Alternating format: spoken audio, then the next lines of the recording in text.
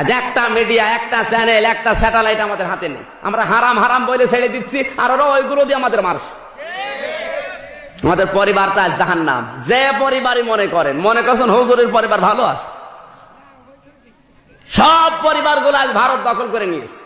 বাংলাদেশ আজ 43 বছরে যেটা পারে নাই, ভারত এই 5 বছরে এই স্টার জলসা, স্টার প্লাস দিয়ে বাংলাদেশটা ঝলসিয়ে দিয়েছে।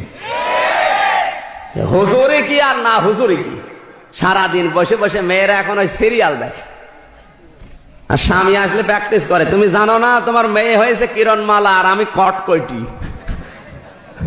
মেয়েগুলো এখন কি কিরণমালা, তাকান ওদের পোশাক হয় ওই রকম। বিশ্ববিদ্যালয় উন্মুক্ত জায়গা, আমি যদি এগুলো নাই জানি তো মানুষকে সতর্ক করবো কি দিয়ে? আমি যদি মসজিদের ভেতরে খানকায় বসে, আল্লাহ যেখানে আমাকে পাঠায়নি ওই সমস্ত জায়গায় বসে হো হো করে, আমার দায়িত্ব হবে? আল্লাহ পাঠিয়েছে জমিনে, জমিনে থাকা লাগবে, কি হচ্ছে ওইটা দেখো। আর জমিনের দিকে তাকান, সবগুলো জালেমদের হাতে। এই যে ইসলামিক ফাউন্ডেশনের যে ডিসি, কি নাম জানো? শামীম মোহাম্মদ আফজাল বললে গোনা হবে, ওর নাম মোহাম্মদ বললে কবিরা গোনা হবে। কুলাঙ্গার। ফেসবুক যারা ব্যবহার করে, ইন্টারনেট এখনই ঢোকেন, ইউটিউবে, আমার মোবাইলে আছে। বাংলাদেশের চলচ্চিত্র জগতের নায়িকা পরিমণি, ওর নিজের ছোট মেয়ে। চিন্তা করেন তো ভাই, বাংলাদেশের ইসলামিক ফাউন্ডেশন, শেখ মুজিব ইসলামী ফাউন্ডেশন গঠন করেছিল জনগণের কাছে যেন কোরআন হাদিস পৌঁছিয়ে যায়, আর তার একটা মহাপরিচালকের মেয়ে বাংলাদেশের সিনেমা জগতের নায়িকা। আপনি কোন জায়গায় কি সুবহানাল্লাহ পড়ছেন? আপনি দোষ তো শামীম আফজালের না, দোষ আমাদের। কারণ আজ আমরা জমিনে নেই, কেউ খানকায়, কেউ মসজিদে, কেউ মাদ্রাসায়, কেউ দরবারে, আর ওরা জমিন ফাঁকা পেয়েছে 180 মাইল বেগে চালাচ্ছে, মন মতো জমিন চালাচ্ছে আজ। এই জন্য উল্টা পাল্টা বুঝবেন না, জমিনে থাকা লাগবে, নয়তো আপনার জীবন যৌবন আল্লাহ কবুল করবে না। আল্লাহ পাঠিয়েছে যে জায়গায়, ওই জায়গায় আস। ওরা বলে আমরা জমিনে নেই, আমরা খানকায়, কারণ জমিনে গেলেই মার খাওয়া লাগে। একটা নবীর জীবন দেখান জমিনে এসে মার না খেয়ে আপেল খেয়েছে দেখান। আর আমরা জমিনে আসি, এমন জমিনে শুধু মুরগির রান আসে। তোমার এটা জমিন না। ওই যে কাপড় চোপড় সেলাই করলে কি বলে জানো? ওই খলিফা। আমরা কি আল্লাহর খলিফা? এসব ভণ্ডামি হয়তো কেউ বুঝতে পারছে না, কিন্তু উপরওয়ালা যে জমিনে থাকবে না, জমিনের যে দায়িত্বগুলো পালন করা দরকার। আল্লাহর নবী জমিনে থেকেই রাষ্ট্র গঠন করেছিলেন, জমিনে থেকেই প্রশাসন তৈরি করেছিলেন, জমিনে থেকেই তার সংস্কৃতি ছিল না? এই সমস্ত ছিল না? জমিনে থেকেই তার প্রশাসন ছিল, জমিনে থেকেই তিনি চিকিৎসক ছিলেন। পৃথিবীতে বিশ্ব নবীর উপরে বড় চিকিৎসক আসবে আর? তোমার একটা MBBS ডাক্তার নেই, FCPS ডাক্তার নেই, একটা বৈজ্ঞানিক নেই, একটা ইঞ্জিনিয়ার নেই, একটা ডিসি বানাতে পারো না ছেলেকে, একটা BCS ক্যাডার বানাতে পারো না, কি দিয়ে জমিন চালাবা তুমি বলো? খালি মসজিদের কোনায় বসে হো হো, ওরে শয়তান, তোমার পাঠিয়েছে ওই জায়গায় আল্লাহ।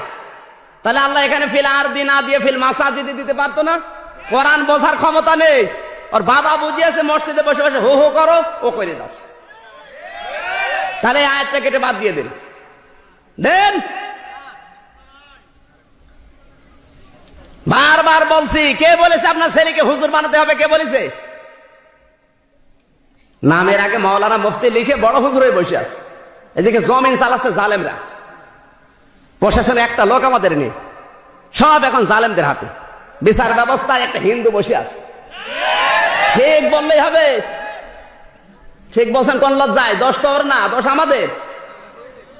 BCS ক্যাডার হতে হলে SK সিনহা একজন BCS ক্যাডার, সে ঢাকা বিশ্ববিদ্যালয় থেকে অনার্স মাস্টার্স করা, আর আমরা তো ভার্সিটি বারান্দায় যেতে পারি না।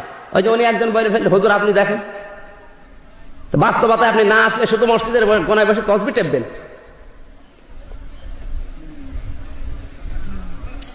হুজুর কিছু জানে না, হুজুর ভার্সিটির মাল, সব খবর হুজুর কাছে আছে।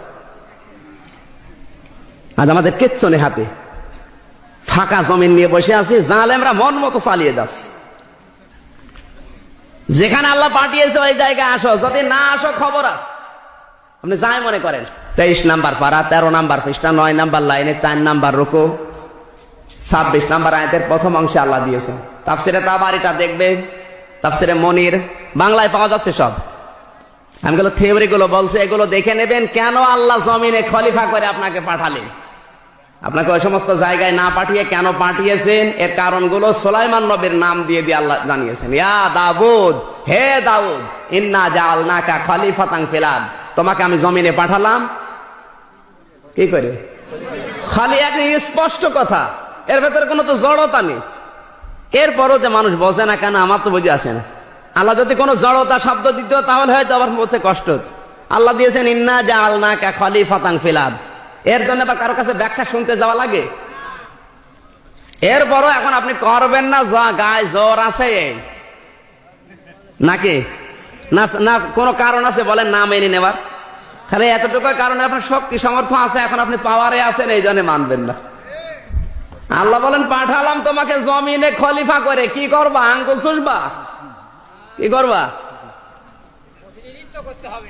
ফাহাকুম বাইনান নাসি বিল হক, মানুষের ভেতরে ন্যায় বিচার করবা। কি বিচার? কার ভেতরে? গরু ছাগলের ভেতরে? মানুষের ভেতরে। একটু বিবেকের কাছে প্রশ্ন করেন তো, মানুষের ভেতরে ন্যায় বিচার করার মতো কোন যোগ্যতা আমাদের হাতে আছে এখন? মারা গেলে কি জবাব